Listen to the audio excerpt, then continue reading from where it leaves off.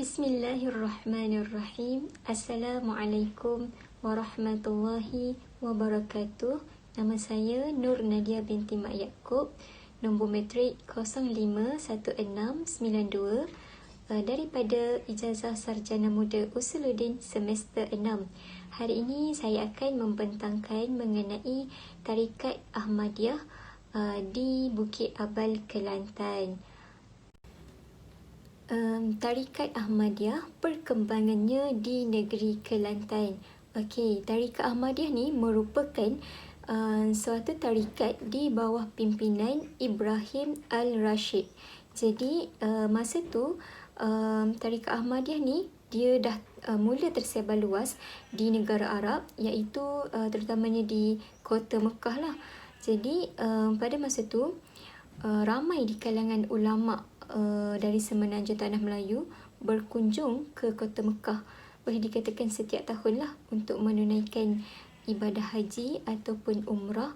Dan apabila mereka berada di sana, mereka juga mengambil peluang untuk menuntut ilmu agama daripada tokoh-tokoh ulama dekat kota Mekah. Jadi pada masa tu tokoh sufi yang yang membawa Tarikat Ahmadiyah dikenali sebagai Ibrahim Al-Rashid.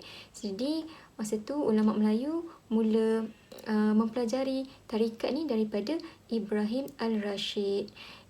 Dan tidak asing lagi bahawa kota Mekah ni merupakan sebagai pusat pendidikan yang menghimpunkan semua manusia dari pelosok negara yang sememangnya akan berkunjung ke sana bukan sekadar untuk menunaikan haji atau umrah, tapi mengambil peluang untuk menuntut ilmu daripada ulama-ulama di sana. Jadi masa tu kalau belajar bahagian tasawuf ni, mereka masa tu tokoh yang terkenal masa tu adalah Ibrahim Al-Rashid lah, yang membawa Tarikat Ahmadiyah dekat kota Mekah masa tu masyhur. Satu pendapat mengatakan bahawa Tarikat Ahmadiyah ini mula muncul di Tanah Melayu, iaitu di negeri Kelantan pada sekitar tahun 1895, yang katanya dipelopori oleh Haji Abdul Samad bin Muhammad Saleh Al-Kelantani, atau lebih dikenali sebagai Tuan Tabal lah. Jadi dikatakan Tuan Tabal lah merupakan orang yang pertama menyebarkan Tarikat Ahmadiyah di negeri di Nusantara. Tuan Tabal mendapat pengijazahan dalam tarikat ini daripada Ibrahim Al-Rashid, iaitu kita dapat kita ketahui bahawa Ibrahim Al-Rashid ni merupakan antara ulama sufi yang terkenal lah dekat kota Mekah pada masa tu, yang membawa Tarikat Ahmadiyah ni. Jadi ada juga pendapat yang mengatakan bahawa Tuan Tabal Tarikat Ahmadiyah ni hanya diamalkan oleh Tuan Tabal sendiri, ahli keluarga serta anak murid yang terdekat sahaja. Namun ada juga pendapat yang mengatakan Tuan Tabal ini mempunyai ramai anak murid yang mendalami ilmu tasawuf dengan beliau. Jadi dekat sini ada yang kata maksudnya bukan sekadar ahli keluarga serta anak muridnya saja, tetapi ramai lagi yang berminat dengan tasawuf yang juga mempelajari daripada Tuan Tabal. Seterusnya, antara tokoh penggerak Tarikat Ahmadiyah yang masyhur di negeri Kelantan sehingga ke hari ini, iaitu dikenali sebagai Tuan Guru Haji Daud bin Haji Omar Al-Libadi. Jadi Haji Daud bin Haji Omar Al-Libadi ni merupakan penggerak tasawuf yang masyhur sehingga ke hari ini, iaitu tempatnya di Bukit Abal, Pasir Putih, Kelantan lah. Sehingga ke hari ini pun tempat itu dikenali sebagai tempat Tarikat Ahmadiyah. Tuan Guru Haji Daud ini mengajar di Pondok Bukit Abal itu mengenai ilmu-ilmu syariah, usuluddin, dan tidak lupa juga mengenai tasawuf lah, kerana bidangnya yang dalam bidang tasawuf lah. Dan pelbagai majlis zikir dan haul yang dilaksanakan pada waktu yang khusus, terutamanya zikir halaqah yang dilakukan pada setiap malam Jumaat di Pondok Bukit Abal. Biodata pengasas Tarikat Ahmadiyah di Bukit Abal. Nama penuh beliau dikenali sebagai Haji Daud bin Haji Omar Al-Libadi. Beliau dilahirkan di Kampung Limbat, iaitu sebuah kampung yang berhampiran dengan Pondok Pasir Tumbuh sekitar tahun 1903 Masihi. Dan beliau mendapat gelaran Al-Libadi iaitu merujuk kepada nama tempat kelahirannya iaitu di Kampung Limbat. Beliau dibesarkan dalam keluarga yang sangat menitik beratkan akan pendidikan agama. Jadi sejak berusia belasan tahun lagi, beliau sudah dihantar oleh bapanya untuk mempelajari ilmu-ilmu agama dengan beberapa guru-guru yang hebatlah. Antara guru-guru beliau adalah Haji Awang Limbat, Tok Kenali, Haji Omar Sungai Keladi dan ramai lagi guru-guru beliau yang masa tu masyhur lah. Dan beliau juga turut mendapat didikan dari ustaz-ustaz yang mengajar di sekitar Masjid Muhammadi Kota Baru. Semangat cinta ke ilmu dalam diri beliau ni sangatlah tinggi, sangat kuat, menyebabkan beliau sanggup merantau ke beberapa negara untuk mempelajari ilmu dan dikatakan beliau merantau ke bumi Mekah iaitu sekitar 8 tahun untuk mempelajari ilmu. Setelah 8 tahun dekat Mekah, baru beliau pulang ke Kelantan dan kembali semulalah ke Pondok Bukit Abal untuk meneruskan kembali perjuangan pondok di sana. Silsilah Tarikat Ahmadiyah. Tarikat Ahmadiyah ni mula dikembangkan di Pondok Bukit Abal yang menjadi salah sebuah tempat bagi gerakan tarikat tersebut lah, yang mana dipimpin oleh Tuan Guru Haji Daud bin Haji Omar Al-Libadi. Haji Daud ini merupakan salah seorang tokoh tarikat yang terpenting selepas generasi Tuan Tabal yang bersilsilah dari Abu Hasan Al-Azhari. Jadi Haji Daud ni merupakan seorang yang sangat-sangat suka mendalami ilmu agama, sehingga kan beliau sanggup untuk merantau ke banyak negara untuk mencari ilmu, untuk mencari guru yang boleh untuk mencari guru yang selayaknya lah. Dan minatnya yang begitu mendalam dalam ilmu tasawuf ni, sehingga kan beliau merantau ke kota Mekah lebih kurang 8 tahun untuk mempelajari ilmu agama, terutamanya ilmu tasawuf dan tarikat. Sebenarnya tarikat mengenai tarikat Ahmadiyah ni ianya sudah lama dipupuk dalam diri Haji Daud ni, iaitu sejak kecil lagi, kerana pada masa dia kecil lagi, beliau pernah berguru dengan Haji Ni Abdullah bin Haji Wan Musa yang merupakan pengamal tarikat Ahmadiyah masa tu. Jadi beliau dahulunya dah pernah berguru dengan seorang guru yang dah bertarikat Ahmadiyah. Jadi semangat cintakan tarikat ni daripada kecil lagi dah ada dah perasaan untuk mendalami lagi mengenai tasawuf lah. Jadi dari situlah munculnya minat beliau untuk mengetahui lebih terperinci lagi mengenai tarikat tersebut, sehingga kan beliau ke Mekah untuk mencari guru lah, untuk belajar mengenai ilmu tasawuf dan tarikat. Semasa beliau berada di kota Mekah, terdapat 2 orang Syekh Sufi yang terkenal dalam tarikat Ahmadiyah di Mekah masa tu, iaitu yang dikenali sebagai Haji Syafi'i bin Haji Saleh atau lebih dikenali sebagai Tok Syafi'i, dan seorang lagi pula dikenali sebagai Abu Al-Abbas yang merupakan anak kepada Syekh Muhammad Ibni Ahmad Al-Dandarawi. Beliau berguru dan menerima tarikat ini daripada Tok Syafi'i yang merupakan anak murid kepada Syekh Ibrahim Al-Rashid. Manakala terdapat sumber lain pula mengatakan bahawa Haji Daud ini ditalkinkan dalam tarikat Ahmadiyah ini daripada Syekh Abu Hasan Al-Azhari yang merupakan anak murid kepada peneraja ketiga dalam tarikat ini yang dikenali sebagai Syekh Muhammad bin Ahmad Al-Dandarawi. Oleh itu dapat kita klasifikasikanlah bahawa beliau mempunyai 2 cabang dalam tarikat Ahmadiyah, iaitu yang pertama Rashidiyah dan yang kedua Dandarawiyah.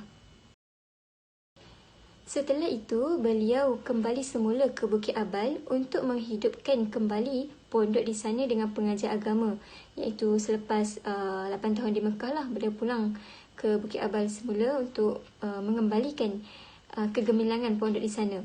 Kemudian, semasa beliau melebarkan sayap ataupun melebarkan tarikat Ahmadiyah ini, beliau berjaya mentalkinkan ratusan masyarakat untuk menjadi ikhwan dalam tarikat Ahmadiyah.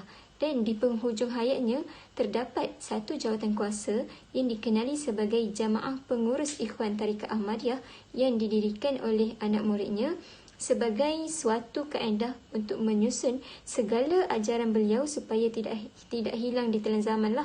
Maksudnya walaupun beliau dah tak ada, tarikat Ahmadiyah ni masih lagi diamalkan. Dan selepas beliau meninggal dunia pada awal tahun 1976, anak sulungnya pula yang dikenali sebagai Wan Muhammad Redha pula yang menyambung legasi tarikat Ahmadiyah, sekaligus sekaligus menjadi pemimpin lah dalam jamaah yang jawatan kuasa yang didirikan oleh anak muridnya tu. Ni pada masa tu anak sulung dia yang menyambung legasi tarikat Ahmadiyah selepas daripada beliau meninggal dunia. Tapi kalau tak silap saya, sekarang ni dah disambung oleh Ustaz Wan Ahmad Mubarak, sebab pada masa Tuan Guru Haji Daud meninggal tu, yang paling dewasa, yang paling dah boleh pegang amanah tu maksudnya yang dah boleh diharapkan tu adalah anak sulungnya lah, Ustaz Muhammad Redha. Masa tu adik-adiknya tengah belajar lagi. Dan tapi dah sekarang ni dipegang oleh Ustaz Wan Ahmad Mubarak di Pondok Bukit Abal. Di sini saya ada sertakanlah silsilah tarikat Ahmadiyah bagi kumpulan Bukit Abal, Pasir Putih, Kelantan. Amalan khusus dalam tarikat Ahmadiyah. Okey, zikir merupakan aurat asasi, sesuatu yang paling penting bagi tarikat Ahmadiyah yang telah disusun oleh Syekh Ahmad Ibni Idris, yang merupakan pengasas bagi tarikat Ahmadiyah ini, yang terdiri daripada 4 jenis zikir yang utama, iaitu Fatihah Al-Aurat, Tahlil, Selawat Azamiyah dan Istighfar Kabir. 4 perkara ini adalah sesuatu yang sangat dititik beratkan untuk para ikhwan bagi tarikat Ahmadiyah ini mengamalkan dalam kehidupan seharian mereka. Fatihah Al-Aurat bererti permulaan segala wirid yang kebiasaannya akan dibacakan sebelum memulakan sesuatu urusan, iaitu maksudnya tidak mendahului sesuatu urusan melainkan dengan membacakan wirid Fatihah Al-Aurat terlebih dahulu. Kemudian tahlil pula adalah yang sesuatu yang perlulah dibaca oleh para ikhwan sebanyak mungkin pada setiap hari, dan paling kurang pun dibacakan 3 kali setiap hari selepas selesai menunaikan salat fardu. Begitu juga dengan selawat azamiyah yang turut digalakkan oleh Haji Daud, sehingga kan Haji Daud sendiri berpesan supaya menghafal selawat azamiyah ini kerana banyak kaifiat yang akan kita dapat melalui selawat inilah. Seterusnya adalah istighfar kabir pula, adalah himpunan pelbagai lafaz istighfar yang sangat-sangat dituntut untuk dibacakannya pada setiap hari selepas menunaikan salat fardu. Okay, di sini juga saya telah sertakan contoh jenis-jenis wirid Fatihah Al-Aurat, Tahlil, Selawat Azamiyah dan juga Istighfar Kabir.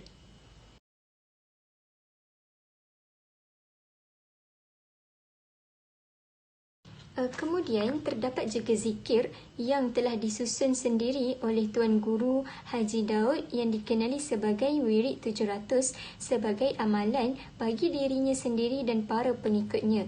Okey, wirid 700 ini mengandungi 7 jenis wirid yang mana setiap dari wirid tersebut akan dibacakan 100 kali.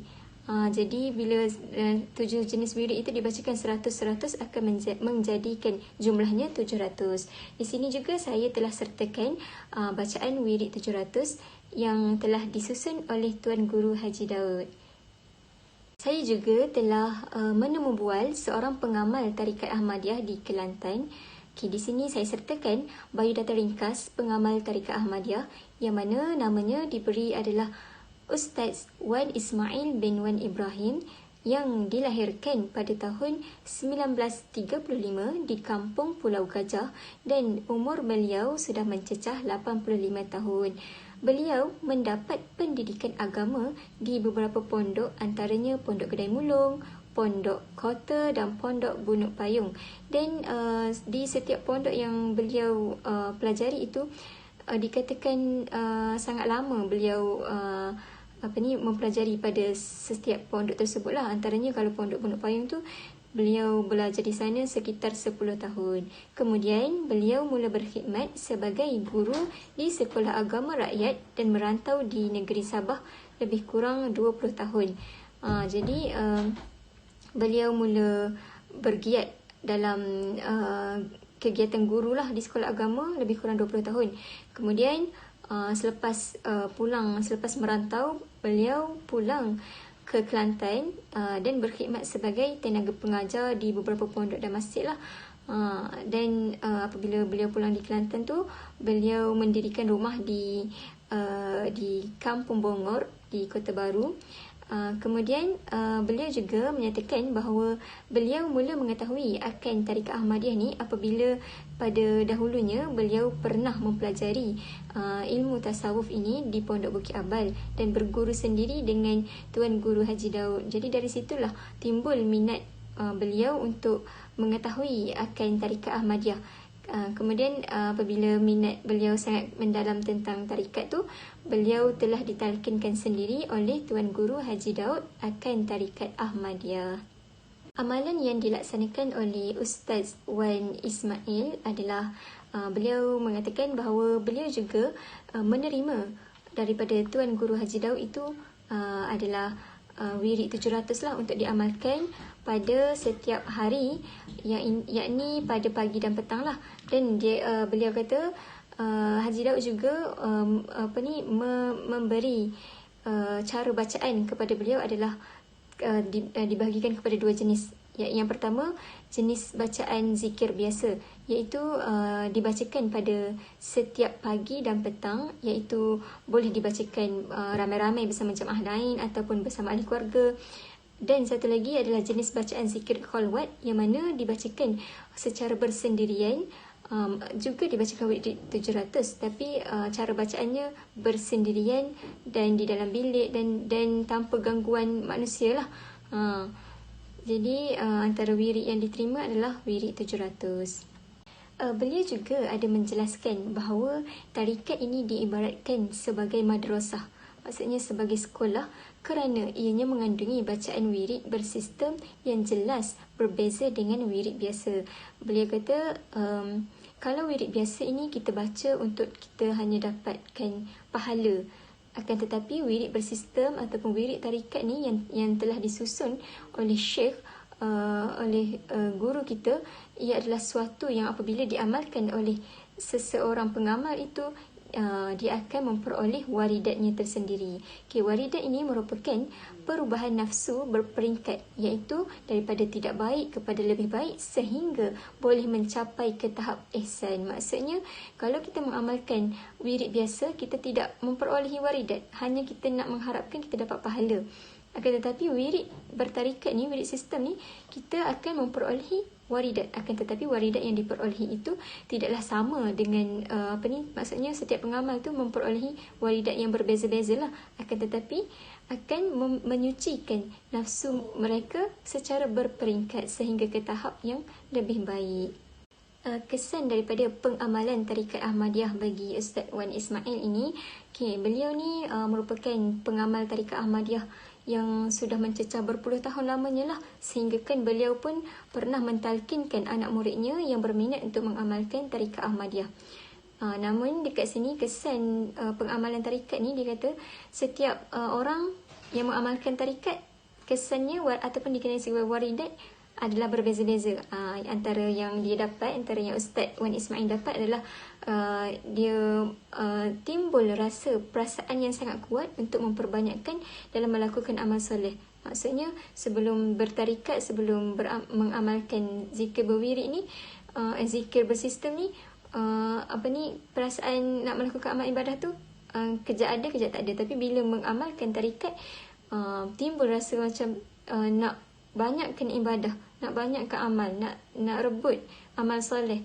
Dan beliau juga jelaskan bahawa waridat ini tidaklah kata datang, maka ia datang dan kekal sehinggalah kita mati. Tidak, dia juga datang dan pergi. Kadang bila perasaan tu datang, maka manfaatkanlah ia, buatlah ibadah sebanyak mungkin. Tapi bila dia pergi, kita tunggu, kita bertarikatlah, kita bacalah zikir-zikir yang kita amalkan, yang telah ditalkinkan oleh syekh tu, supaya sentiasa ada waridat tu, sentiasa datang kepada kita. Tapi dia datang secara on off lah, sekejap ada dan sekejap dia boleh pergi dan dia datang balik. Macam itulah dijelaskan oleh Ustaz Wan Ismail. Dan beliau juga sehingga pernah diuji dengan sakit yang kuat sehingga tak mampu nak berjalan seperti orang biasa. Dan ini juga merupakan suatu waridat lah, dia kata, sebab bila kita sakit akan timbul perasaan insaf dalam diri kita. So bila insaf, kita akan lebih banyak mendekatkan diri kepada Tuhan kita. Kita akan lebih banyak berzikir dan beribadah. Sebab kita dah sakit dah, kita tak fikir dah pasal dunia, kita banyak fikir kepada akhirat. Ustaz Wan Ismail juga ada memberi saranan dan galakan lah kepada kita sebagai generasi muda ini. Beliau sangat-sangatlah menyarankan supaya kita sebagai umat Islam bertarikat, terutamanya bagi pelajar yang mempelajari maksudnya pelajar yang dalam bidang pengajian Islam. Lebih lagi lah kita ni untuk sepatutnya kita lah orang yang berpegang, bertarikat. Dan sebab apa? Sebab tarikat ni merupakan suatu proses bagi mendidik jiwa dan rohani manusia untuk mencapai ma'rifatullah. Jadi tanpa tarikat, kita hakikatnya seolah-olah kita dengan tarikat kita sedang berjalan menuju kepada Allah. Tetapi bila kita tidak bertarikat, seolah-olah kita tidak berjalan dan tidak berusaha untuk berjalan untuk mengenal Allah Subhanahu Wa Taala. Itulah penjelasan yang diberikan oleh Ustaz Wan Ismail. Dan beliau juga menyarankan supaya kita sebagai anak muda ini ambillah tarikat. Sebab kita bila muda, kita banyak masa dan kita masih sihat lagi untuk mengamalkan zikir-zikir, untuk mengamalkan untuk berlebih, maksudnya untuk memperbanyakkan ibadah. Tetapi ialah bila kita orang muda, maksudnya kita ada perlu fokus kepada hal-hal keduniaan juga. Ialah kita maksudnya bekerja, tapi dia nasihatkan supaya bahagikan masa dengan sebaiknya lah, iaitu tidak kita memfokuskan kepada hal-hal keduniaan sehingga kita tidak mendapat apa-apa. Kita tidak buat persediaan pun untuk hal-hal akhirat. Jadi bahagikan masa sebaiknya.